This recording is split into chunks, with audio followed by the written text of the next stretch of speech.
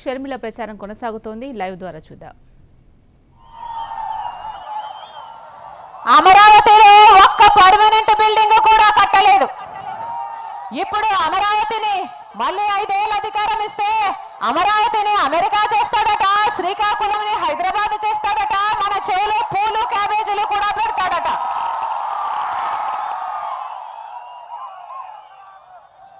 బాబు వస్తే జాబ్ వస్తుందన్నారు.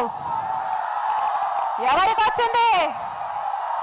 బాబు వస్తే జాబ్ ఎవరికి వచ్చింది? చంద్రబాబు గారి కొడుకు పప్పు లోకేష్ గారికి వచ్చింది.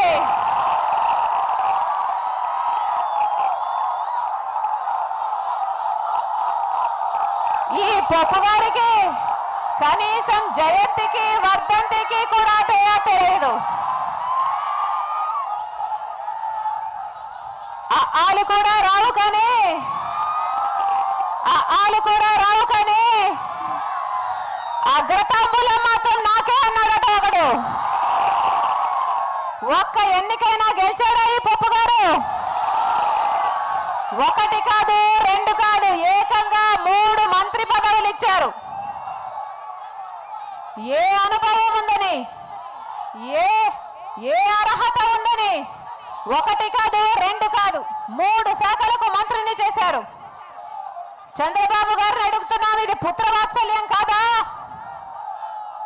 చంద్రబాబు గారి పప్పు గారికేమో 3 ఉద్యోగాలు, మామూలు ప్రజలకేమో ఉద్యోగాలు లేవు, ఉద్యోగ నోటిఫికేషన్లు లేవు. ఇది న్యాయమేనా? ప్రత్యేక హోదా ఆంధ్ర రాష్ట్రానికి ఊపిరి లాంటిది, అవునా? ప్రత్యేక హోదా అంత ముఖ్యమని తెలిసి చంద్రబాబు గారు దాన్ని నీరు గార్చడానికి చెయ్యని ప్రయత్నమే లేదు. ఒకసారేమో గత ఎన్నికలకు ముందేమో హోదా అంటాడు, ఎన్నికలు అయిపోయిన తర్వాత ప్యాకేజీ అన్నాడు, ఇప్పుడు మళ్ళీ ఎన్నికలు వచ్చాయి మళ్ళీ హోదా అంటున్నాడు. రేపు ఎన్నికలు అయిపోయాక ఏమంటాడు చంద్రబాబుకే తెలియదు. రోజుకొక మాట, పూటకొక వేషం ఈ చంద్రబాబుది. అందుకే ఇలా 2 ఏళ్ళు చూపిస్తుంటాడు. రోజుకొక మాట, పూటకొక వేషం అన్నమాట. ఈయనకి 2 నాలుకల ధోరణి అని చెప్తూ ఉంటాడు. ఆయన చూసినప్పుడల్లా ఇలా అంటుంటే ఏమో అనుకున్నాం, మనకు అర్థం కాలేదు ఇన్ని రోజులు. ఇలా అంటే నాకు 2 నాలుకలు ఉన్నాయి అని చెప్పుకుంటున్నాడు అన్నమాట. 2 నాలుకల ధోరణి నాది అని చెప్పుకుంటున్నాడు అన్నమాట చంద్రబాబు గారు. ఈసారి నుంచి ఇలా అంటే మనం అర్థం చేసుకోవాలి. చంద్రబాబు గారు దమ్ముంటే నిజం చెప్పాలి. జగన్మోహన్ రెడ్డి గారు ప్రత్యేక హోదా కోసం చేయని ప్రయత్నమే లేదు.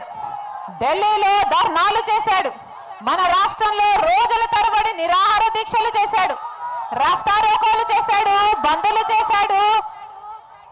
ప్రతి జిల్లాలో యువబేరీ పెట్టి యువతులను జాగృతం చేశాడు.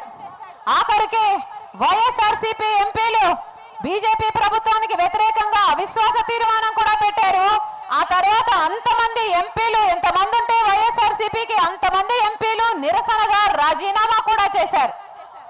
జగనన్న ఇంతగా ప్రత్యేక హోదా కోసం పోరాడుండకపోతే ఈ రోజు చంద్రబాబు గారి నోట ప్రత్యేక హోదా కావాలి అన్న మాట వచ్చుండేదా?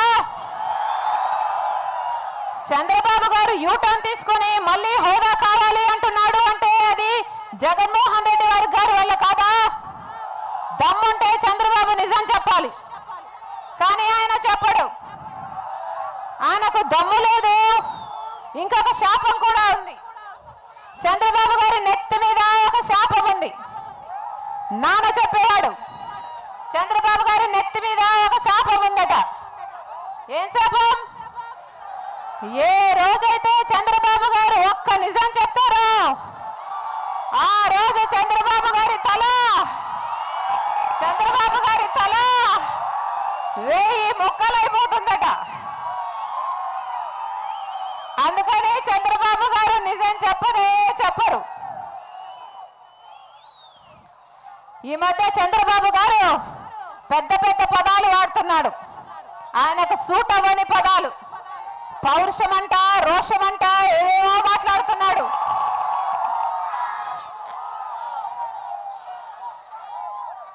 నిజం కాదప్పటికీ జగన్మోహన్ రెడ్డి గారు కేసీఆర్ తో కలిశారట.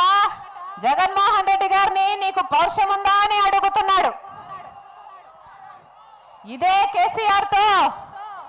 కేసీఆర్ తో చంద్రబాబు గారు పొత్తు పెట్టుకోవడానికి చేయని ప్రయత్నం లేదు. ఆఖరికి హరికృష్ణ గారి మృతదేహం పక్కనుంది అన్న ఇంగితం కూడా లేకుండా అదే కేసీఆర్ తో పొత్తు పెట్టుకోవాలని చూశాడు. అప్పుడు ఏమైంది చంద్రబాబు గారి పౌరుషం? నిద్రపోయిందా, చచ్చిపోయిందా? పిల్లి గట్టిగా నాకు పౌరుషం ఉంది అంటే పులైపోదు. పిల్లి పిల్లి, పులి పులి.